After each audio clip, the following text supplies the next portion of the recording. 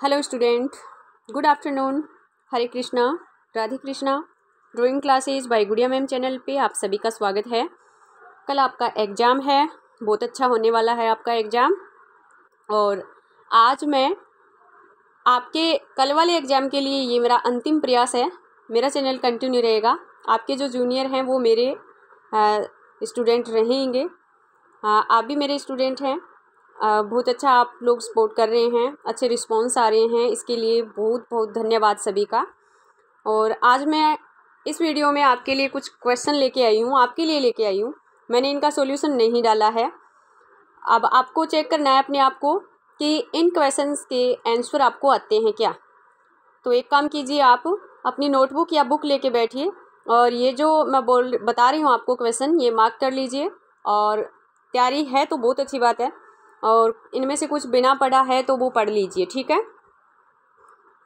तो शुरू करते हैं।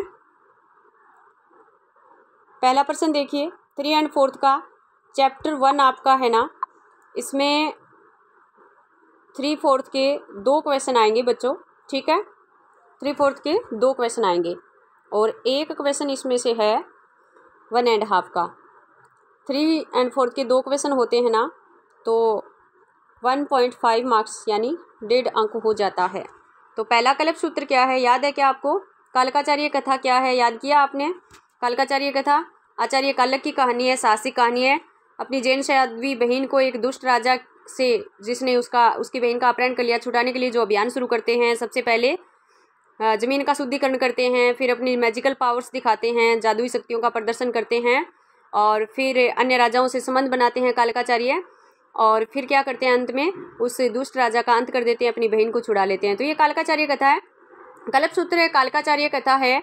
और संग्रहणी सूत्र है, एक उत्तर ध्यान सूत्र है, वो भी आप देख लेना, मैंने डाला नहीं है इसमें। ये जैन पेंटिंग स्टाइल में चित्रित होने वाले ग्रंथ है। क्वेश्चन ये भी आ सकता है कि जैन पेंटिंग स्टाइल में, जैन चित्र शैली में चित्रित ग्रंथों के नाम लिखिए। तो आप 4 हैं, ये लिख दोगे, कालकाचार्य, कल्प सूत्र ग्रंथ, और उत्तर ध्यान और संग्रहणी सूत्र, ठीक है।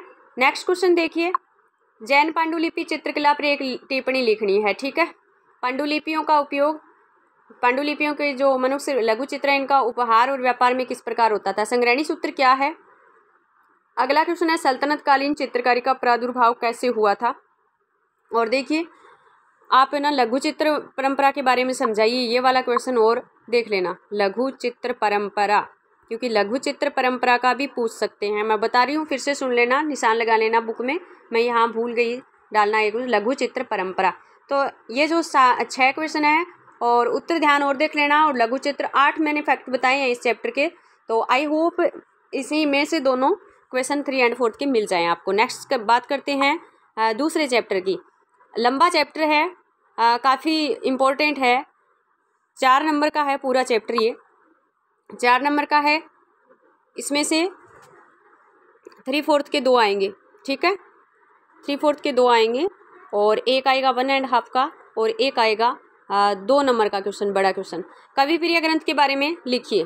बिहारी लाल द्वारा लिखित बिहारी सतसई, कवि प्रिया है, बिहारी सतसई है, रसिक प्रिया है, रस मंजरी है, सबको देख लेना, क्योंकि ये राजस्थानी शैली के लोकप्रिय विषय वस्तु रही थी बच्चों।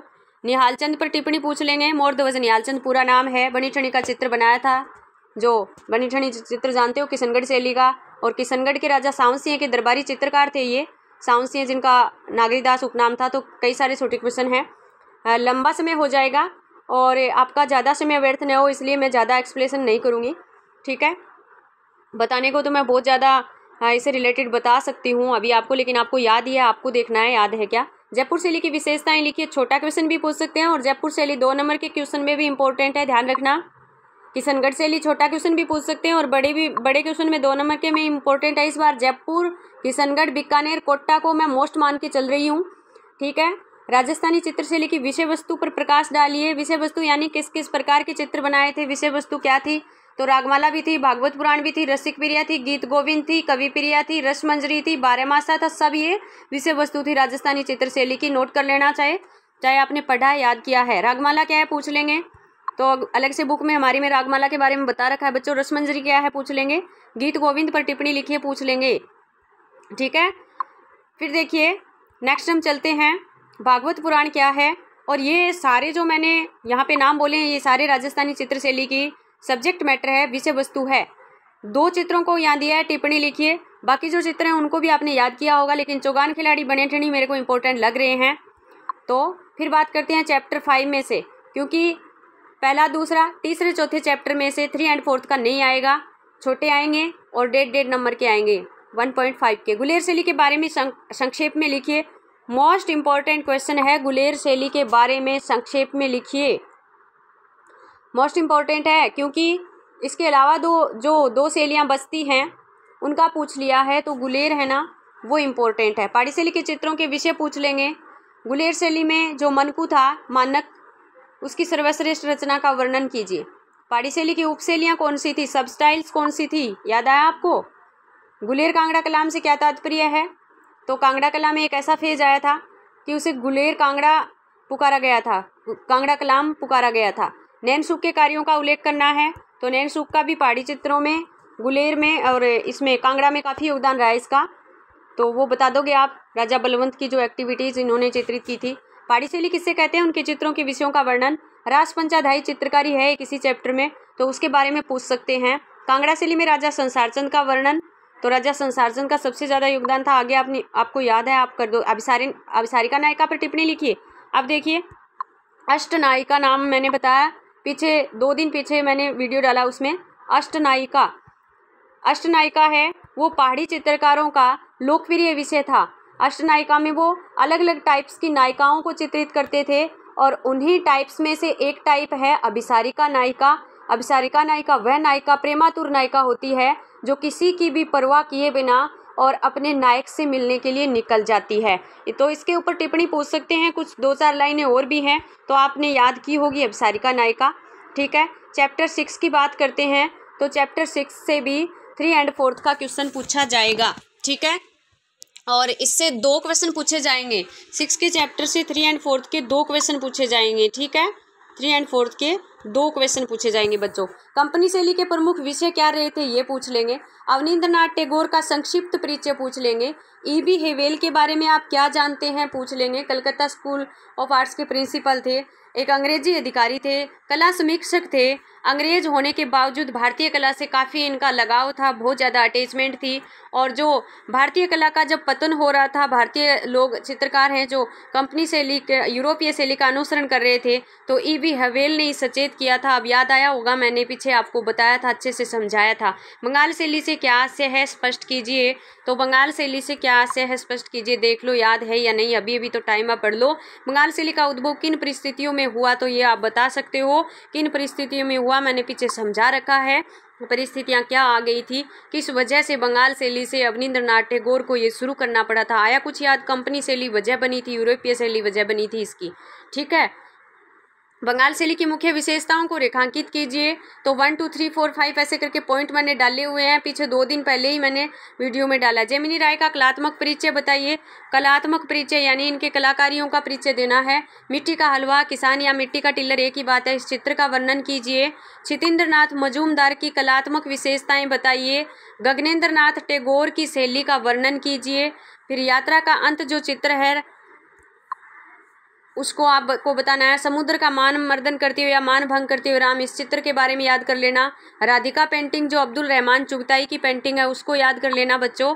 रासलीला को याद कर लेना बच्चों। ठीक है, रासलीला पेंटिंग है उसको भी याद कर लेना। तो ये पेंटिंग्स वगैरह इन पे भी टिप्पणी पूछ सकते हैं। ठीक है, अब चैप्टर 7 में से 3/4 के जो क्वेश्चन आएंगे वो कितने आने वाले हैं, तो चैप्टर 7 में से भी 2 क्वेश्चन आने वाले हैं। ठीक है, 2 क्वेश्चन आएंगे। तो कुछ क्वेश्चन, काफ़ी लंबा चैप्टर है देखो, फिर भी मैंने कोशिश की है, कुछ क्वेश्चन यहाँ पे मैंने डाले हैं। तो बात करते हैं पहले क्वेश्चन की। 19वीं सदी में भारत के, ये सारे क्वेश्चन मैंने डाल रखे हैं पीछे चैनल पे। 19वीं सदी में भारत के प्रमुख शहरों में कला विद्यालय क्यों खोले गए, इनमें किस प्रकार की कला को बढ़ावा दिया जा रहा था। ठीक है, सोमनाथ होरे पर टिप्पणी लिखिए। विनोद बिहारी मुखर्जी चित्रांकन हेतु किस ओर आकर्षित हुए थे, बताना है आपको। ठीक है, ये क्वेश्चन मैंने डाल रखे हैं चैनल पे, समझा भी रखे हैं, आपने याद कर रखे होंगे। ग्रुप 1890 पर एक संक्षिप्त टिप्पणी इंपॉर्टेंट लग रहा है, मोस्ट इंपॉर्टेंट लग रहा है। अमूर्त कला पर टिप्पणी, अब्स्ट्रक्शन जो आर्ट है पढ़ लेना एक बार आपकी बुक से, अमूर्त कला के बारे में जरूर पढ़ लेना, छोटा नहीं तो बड़ा पूछ सकते हैं। कलाकारों ने फोटोग्राफी की कौन सी नई तकनीक अपनाई थी, तो देख लेना, जो फोटोलिजियम नाम से थी ना, तो उसको देख लेना आप, ठीक है। मैंने लास्ट 2 दिन पहले जो वीडियो डाला उसमें फ्रांसिस न्यूटन सुज्जा के कलाकारियों पर टिप्पणी लिखी है। एम.एफ. हुसैन ने भारतीय कला का अंतर्राष्ट्रीय कला जगत में किस प्रकार प्रतिनिधित्व किया, तो वो भी आप, इन्होंने जो एक अलंकारिक न्यू भाषा का चित्रकला की न्यू भाषा, अलंकारिक भाषा जिसको बोल सकते हैं, उसका डेवलपमेंट किया था। उन्होंने इस आधार ऐसा बेस रखा था कि जिसे हमारे भारतवासी भी समझ सकें और उनकी कला को अंतर्राष्ट्रीय लेवल पर भी प्रसिद्धि मिल सके। तो इस तरह से आप उसका मैंने करवा रखा है, पूरा देख लेना, ठीक है। तो मैंने यहाँ पर इस तरह के क्वेश्चन डाले हैं, बहुत ज़्यादा लंबा चैप्टर है। देखिए जो भी कलाकारियाँ हैं, आर्ट वर्क हैं, बहुत सारे हैं, 12-13 मूर्ति शिल्प हैं, तो इनमें से किसी पर शॉर्ट पूछ सकते हैं। इनमें से देखिए मेरे को जो मोस्ट इम्पोर्टेंट लग रही है बच्चों, ये इतनी तो आपको पक्की याद करनी है, मृणालिनी मुखर्जी वाली ये वंशश्री, और ये पीवी जानकी राम की ये गणेश मूर्ति, और श्रम की विजय है, डीपी राय चौधरी वाला, संथाल परिवार है, अनसुना रोना है, मदर टेरेसा है, हल्दी पीसने वाली अमृता शेरगिल का, ठीक है, और बच्चे सोमनाथ होरे की जो पेंटिंग है। तो इनके आर्टिस्ट और इन सभी का समय दे रखा है, लगभग सभी का समय दे रखा है, सभी की डेट याद कर लेना पक्की, छोटे क्वेश्चन में मिल जाएंगी, या इन पे टिप्पणी पूछ लेंगे, 3 और 4th में भी पूछ लेंगे। बड़े क्वेश्चनों में इनकी विशेषताओं से रिलेटेड मैंने सुबह एक वीडियो डाला था, तो वहाँ कलात्मक विशेषताएं इनका वर्णन है, उसी में से कलात्मक विशेषताएं बनती है। तो वेरी इंपॉर्टेंट है, इतनी ये जो मूर्ति शिल्प हैं, वंशश्री, गणेश, श्रम की विजय वेरी इंपॉर्टेंट है, संथाल परिवार बड़ा ही गजब का एक मूर्ति शिल्प है, जो इसमें एक संथाल फैमिली है, एक गरीब संथाल परिवार है जो अपनी रोजी रोटी के लिए एक स्थान से दूसरे स्थान पर पलायन कर रहा है, और इस मूर्ति शिल्प को ऐसे बनाया है कि उसको देखते लग रहा है कि हाँ ये चल रहे हैं, गति दिख रही है उसमें। पूरा परिवार है, एक संथाल मैन, वुमेन, उनके बच्चे हैं, और संथाल जो मैन है उसने अपने बच्चों को एक टोकरी, जो एक लकड़ी पे एक आगे एक पीछे करके उसमें बच्चों को रख रखा है, ज़रूरत का सामान साथ में ले रखा है। इस फैमिली के साथ एक कुत्ता भी है।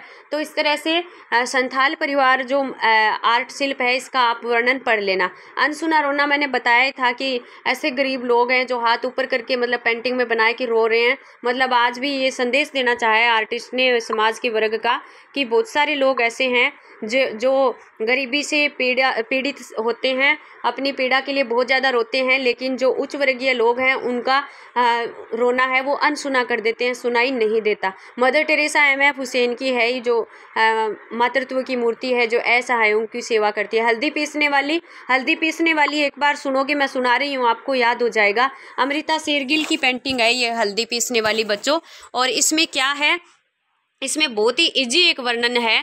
तो देखिए, तो जब आप इसका वर्णन करते हो तो सबसे पहले तो ये बताओगे कि अमृता शेरगिल ने बनाया था ये चित्र हल्दी पीसने वाली, और 1940 में बनाया गया है ये चित्र, 1940 में बनाया गया है।